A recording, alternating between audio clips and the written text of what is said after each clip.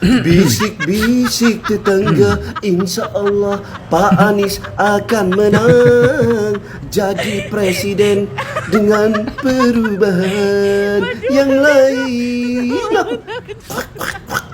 Tiada kusangka, tiada kuduga, pendukung 1 dan 3 bingung mengadu ke MK. Kalau kau tak sudi Prabowo Gibran yang jadi, janganlah membenci Bapak Presiden Jokowi. Masa-masa lebaran baik kita gunakan saling bermaaf-maafan antara simpatisan. Mari mulai bersihkan hati dari kebencian. Assalamualaikum warahmatullahi wabarakatuh. Gimana kabarnya teman-teman semua? Semoga dalam keadaan sehat walafiat ya. Saya doakan teman-teman semua yang sekarang punya kesusahan sudah menemukan solusinya, dan yang masih jomblo saya doakan teman-teman semua sudah menemukan pasangannya. Jadi ini ada video menarik teman-teman, saya temukan ini yang tidak seharusnya ini dipertontonkan di hukum. Gimana video selengkapnya teman-teman? Yuk kita saksikan bersama-sama. Ini dia videonya. Pak Hasto ngomong apa sih? Seluruh persoalan pemilu ini terjadi akibat abuse of power yang dilakukan oleh Presiden Jokowi akibat nepotisme. Ini kan sebagai akar persoalan, sehingga meskipun kecurangan dari hulu ke hilir ini dirancang untuk tidak ada bukti, tetapi kami mampu menampilkan bukti-bukti yang otentik, yang genuine, baik dari para pakar maupun juga saksi lapangan dari PDI Perjuangan. Bagaimana sumber daya negara digunakan, kemudian alat aparatur negara yang seharusnya netral itu juga dikerahkan. Aduh, Pak Hasto udah mau lebaran masih aja fitnah, masih aja ngomongnya ngasal, bilang Pak Presiden Jokowi melakukan nepotisme, abuse of power. Kalau bahas-bahas nepotisme ngaca dulu ya. PDIP emang gimana? Pulang dulu.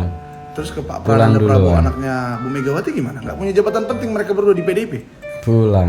Bedakan dong nepotisme dan privilege, keistimewaan ya. Terus Pak Hasto bilang kecurangan dirancang agar tidak ada bukti. Lo memang karena tidak ada kecurangan kalian tidak bisa membuktikan. Bilang buktinya genuine lah, otentik. Terus dulu mau bilang saksi Kapolda, mana Kapoldanya? Sampai sekarang nggak ada tuh Kapolda jadi saksi kalian di sidang DMK. Yang ada si Mehmet sama si tetangga. Kalau Pak Anies nanti terlantik menjadi presiden 2024-2029, maka insya Allah semua jalan tol itu akan dirubah karena perubahan yang tadinya prabayar menjadi gratis, dijadikan jalan negara. Jadi becak, bajai, motor, sepeda, mobil, semua lewat tol gratis nih. Dan TNI akan dibuatkan rumah per unit setiap prajurit karena perubahan, jadi semua akan dirubah. Nah, yang tadinya pasar tradisional dirubah menjadi pasar nasional. Hebat kan? Nah, ini cita-cita dan angan-angan mimpinya Anies Baswedan menjadi presiden. Oleh karena itu bagi pendukungnya berdoalah yang khusyuk, tumik minah, jaga lisan, jangan menghujat, menjatuhkan lawan politiknya, konsekuen mendukung Anies Baswedan agar tercapai cita-citanya. Terima kasih. PDI buka pendaftaran Pilgub dan Pilwalkot, siapapun boleh mendaftar kecuali Bobi. Kecuali Bobi Nasution, semua boleh mendaftar untuk Pilgub Sumut lewat PDIP. Kata Hasto, semua boleh daftar kecuali Mas Bobi. PDIP tutup pintu dukung menantu Jokowi di Pilkada Sumatera Utara. PDIP Sumut lebih terbuka dukung Edi Rahmayadi daripada Bobi. Kata RC Law 2024, say no to Banten. Mau dinasti sekalipun Asal berjalan dengan benar sesuai SOP, pemerintah pasti akan kita pilih. Iya, Maju nggak terus ada yang Mas Bobi. tahu. Coba belajar dari Pilpres, orang yang tersolimi, orang yang baik, orang yang selalu diserang, dia yang bakalan menang. Kalau pakai cara-cara seperti ini, Iya. saya takut nanti kalah lagi. Lagian belum tentu juga Mas Bobi mau didukung sama PDIP yang pro Jokowi, pro Prabowo, pro Gibran, pasti akan memenangkan Mas Bobi. Iya. Mas H ini kayak anak kecil, kadang jutek tidak jelas, kadang nangis tidak jelas. Jadi ya udahlah, emang begitu dia. Salam dari Ko Prabu. Yang suka video saya silakan follow Iya, iya. dan tinggalkan komentar. Video ini saya buat, entah bakal FYP apa enggak, cuma saya nggak peduli. Yang penting ini harus saya sampaikan untuk semua yang lihat video ini. Terkhusus buat kalian yang lagi demo terhadap Jokowi yang ada di Pulau Jawa, khususnya yang ada di Jakarta. Terus terang, yang kalian suarakan tidak mewakili kami yang ada di daerah. Please, kami bukan masyarakat bodoh, kami juga bukan warga yang terbelakang lagi. Kami bukan warga negara Indonesia yang tidak tahu tentang perkembangan zaman dan juga tentang pendidikan. Stop mengatasnamakan warga Indonesia untuk menyingkirkan Jokowi. Stop. Karena kalian tidak pernah tahu, kami yang di daerah, kami yang merasakan bagaimana selama kepemimpinan Jokowi, kami mendapatkan dampak yang sangat luar biasa. Saya sampaikan sekali lagi, untuk kalian yang ada di Kasih tahu, Jakarta, stop kalian berpolitik licik, khususnya yang demo, mahasiswa semuanya. Please, kalian tidak mewakili seluruh mahasiswa yang ada di daerah, di seluruh yang ada di Indonesia. Itu kalian saja yang di Jakarta. Kalau kalian berniat untuk menurunkan atau melengsarkan Jokowi, kalian mengatasnamakan mahasiswa, kami pun bisa mengatasnamakan rakyat Indonesia yang ada di luar kota Jakarta khususnya. Jangan mentang-mentang kalian ada di pusat, jangan mentang-mentang kalian ada di Jakarta, kalian langsung mengeksklusifkan diri dan menyatakan bahwa kalian ada perwakilan dari rakyat. Sama sekali tidak. Saya nyatakan sama sekali tidak. Dan saya percaya bahwasanya bukan cuma saya saja yang akan berdiri untuk membela Jokowi, tapi banyak juga masyarakat dari Kalimantan, tempat daerah saya, dari Sulawesi, dari Sumatera, dari Timur, dari Papua, dan masih banyak lagi. Jadi stop, kalau kalian ingin demo, demolah dengan instansi kalian, tapi tidak mewakili rakyat. Kalian tidak pernah tahu kan bagaimana kami di daerah baru merasakan selama 10 tahun ini bagaimana mendapatkan fasilitas yang memang layak selama kepemimpinan Jokowi. Mulai dari bandara, sekali lagi, jalanan, akses jalanan, tol, mall, fasilitas rumah sakit, dan kota-kota kami. Kalian kan tidak pernah merasakan karena semua tersentral di Jakarta. Jadi jika video ini lewat di beranda kalian atau FYP, tolong dengar baik-baik. Yang kalian suarakan itu bukan mewakili seluruh rakyat. Itu kalian pribadi atau mungkin ada politik tersendiri. Saya dan kami mungkin tetap berdiri di samping dan di belakang Jokowi ataupun juga di depan Jokowi. Hidup gue udah enak, gue hidup enak aja, gue pengen move on, pengen perubahan. Nah ente hidup capek deh, masih punya utang di mana-mana, cari hidup, cari kerjaan susah, nggak pengen perubahan. Piye sih yang kudu sembuh tuh ente? Gue kok dibilang sakit, gue sehat. Demo terus, turunkan KPU. Apa yang kau turunkan? Dibilang bukti juga serahkan, mana buktinya sekarang? Ya, kalau KPU itu curang, jangan ngarang deh. Manusia sekelompok segelintir orang yang kalah ini. Ngaca dulu. Kenapa kalah? Ya, kalah demo. Itu aja. Emang nggak ada kerjaan lain apa? Mending lu cari nafkah keluar lu. Ya, daripada lu demo bakar-bakar ban, mengganggu juga lalu lintas. Emang negara ini milik kalian ini? Yang saya nanya bakar-bakar ban. Ya, ngotak sikit kenapa? Saya sebenarnya bukan memilih 02, tapi saya memilih 02 ini karena saya takut nggak dapat bansos. Izin menanggapi ya bosku, izin Rusia menanggapi ocehan Anda. Rusia Yang katanya 02, katanya orang 01 pilih 02 lantaran takut gak kebagian bansos. Itu membuktikan bahwa 01 itu kere gitu loh, Pak. Iya. Itu membuktikan bahwa golonganmu itu kere, makanya dia ketakutan gak dapat bansos, makanya pilih 02 gitu loh. Kalah aja lah. Sebetulnya kere gitu. Iya. Kalau 02 kok mau nunggu bansos, Pak? Di situ loh ada Raffi Ahmad yang Bapak tahu sendiri tuh, uangnya sampai tidak ada serinya itu. Terus ada bos BP, bos sound system keliling Indonesia itu, keliling Indonesia. Ada bos brewok, ada banyak lagi itu, Pak. Itu gak nunggu bansos, Pak, tapi memberikan bansos. Iya. Capek-capek kuliah komunikasi. Oh, ini yang cerdas cantik-cantik. Tapi mau dibohongin. Nangis. Mau dibohongin sama janji politik yang katanya BBM gratis sama tunjangan kami 6 bulan. Iya. Percuma cantik dan ganteng, sekolah tinggi-tinggi. Tapi nggak waras. Walaupun cerdas. Iya. Mendingan waras. Cantik-cantik, ganteng, pinter, cerdas, tapi sayang nggak waras. Mau dikibulin sama cawapresnya. Mending ikut saya, Mbak. Iya. Salam 2 jari, driver truk Indonesia. Tapi alhamdulillah masih waras. Guys, kalian tuh nggak sih paslon 01? Betul. Bang, Gak sorry ya, bukti. gue stitch videonya. Iya.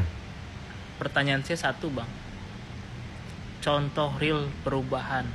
Perubahannya apa, Bang? Gak ada. Apa itu, Neng? Serius ini, sama sekali nggak ada. Itu kan hanya katanya akan, katanya akan, katanya Jangan pilih akan. kami ya. Ini saya kasih contoh real ya.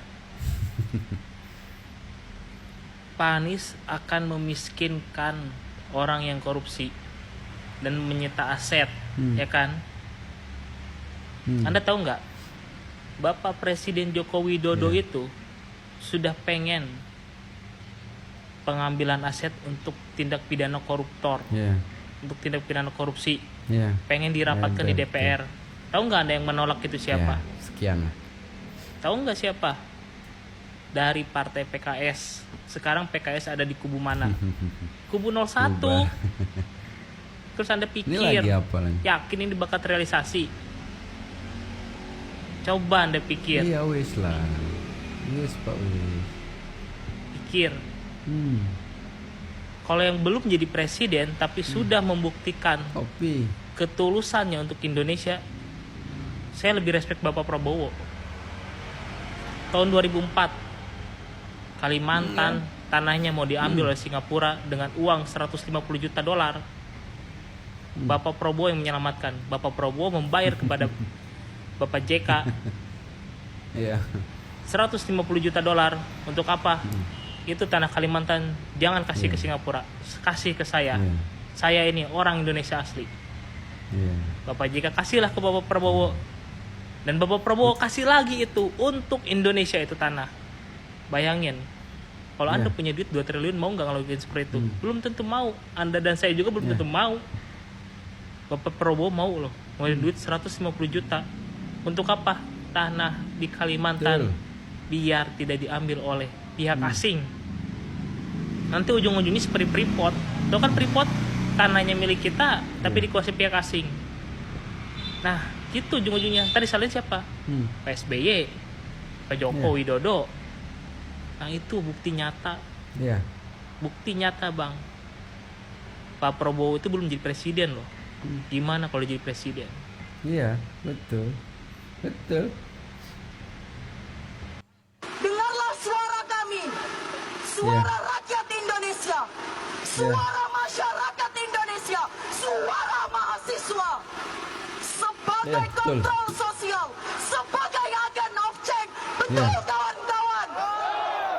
Betul sekali. Tidak turun ke jalan, apakah kalian mendengar beberapa keluhan dari masyarakat Indonesia? Kalau kami tidak berdemonstrasi, apakah kalian tahu kesengsaraan masyarakat Indonesia? Hidup mahasiswa! Rakyat adalah raja. Buat mahasiswa yang suka demo, kalau mau demo, demo saja. Jangan mengatasnamakan rakyat. Jangan mengatasnamakan mewakili suara rakyat. Rakyat mana yang kalian wakili? Kalau masalah kepintaran, kuakui kalian adalah mahasiswa yang pintar. Tapi kepintaran kamu bukan untuk rakyat. Bukan memakmurkan rakyat. Tapi kepintaranmu hanyalah untuk membantu para penjabat. Penjabat yang memberikan uang padamu. Penjabat yang memberikan modal padamu. Itu yang kalian bantu. Demo terus, ujung-ujungnya turunkan presiden. Demo mengatasnamakan, mewakili rakyat, ujung-ujungnya melawan pemerintahan. Kalian itu mahasiswa apa sih? Seharusnya kalau memang kalian mahasiswa mewakili suara rakyat, seharusnya minta kepada DPR untuk segera mengesahkan RUU, rencana undang-undang perampasan harta koruptor. Hanya koruptorlah yang menghambat kemajuan bangsa ini. Kalian itu mahasiswa yang seharusnya menjadi penerus bangsa ini. Yang seharusnya berjuang untuk rakyat. Jangan cuma berjuang untuk membantu penjabat yang memberikan uang pada kalian. Rafli Harun dikuliahi kuasa hukum paslon Presiden 2. Saya tidak mau dipimpin oleh presiden dan wakil presiden yang curang.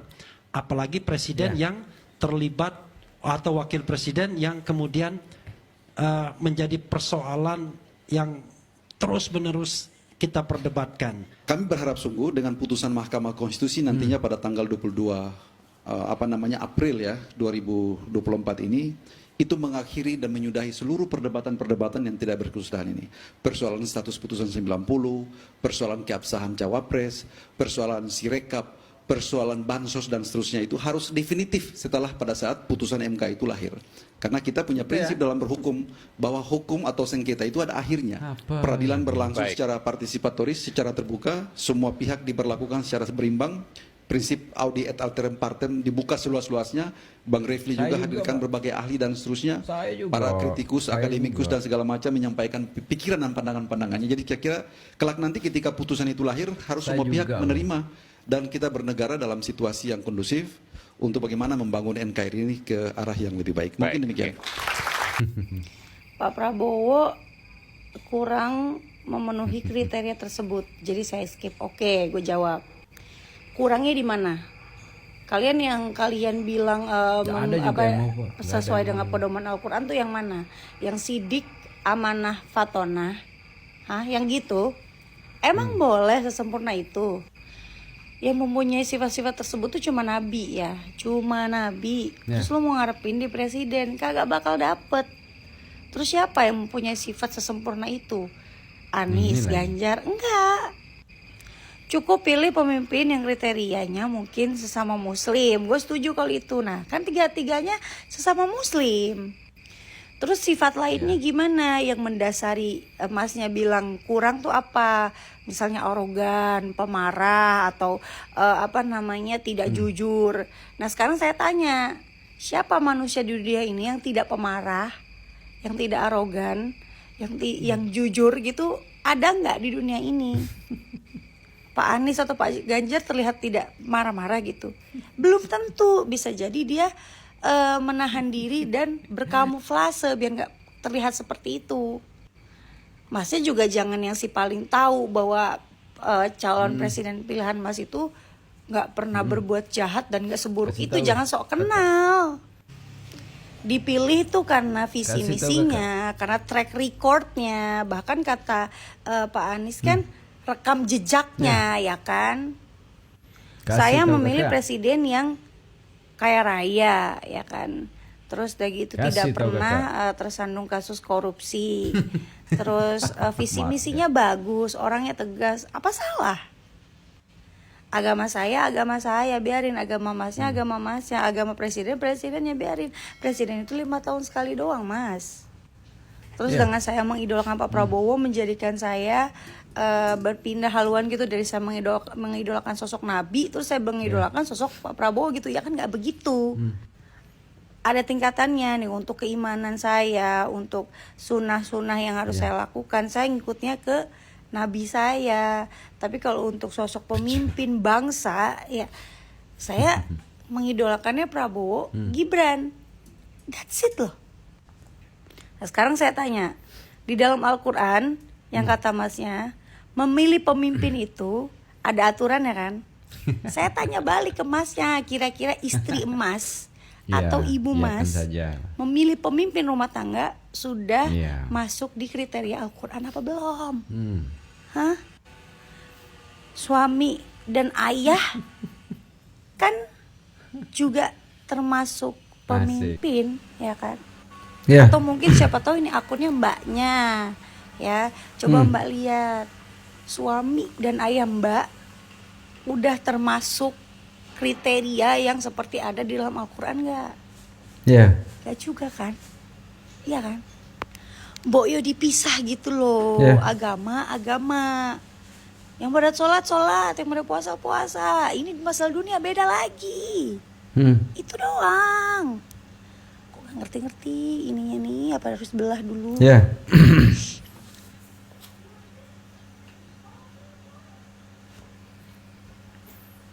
Tuh ya.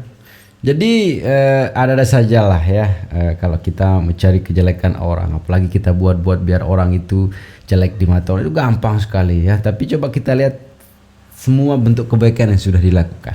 Ya, jangan sampai dengan kesalahan sedikit saja terus semua kebaikan orang itu rusak ya, jangan seperti itu ya. Indonesia itu bukan seperti itu guys ya. Jadi segitu videonya teman-teman, semoga videonya bisa menghibur dan memberi sebuah inspirasi mungkin teman. Jangan lupa juga dibantu ini yang baru ketemu video ini untuk subscribe, untuk like, untuk share ya. Sekian videonya teman-teman. Assalamualaikum warahmatullahi wabarakatuh.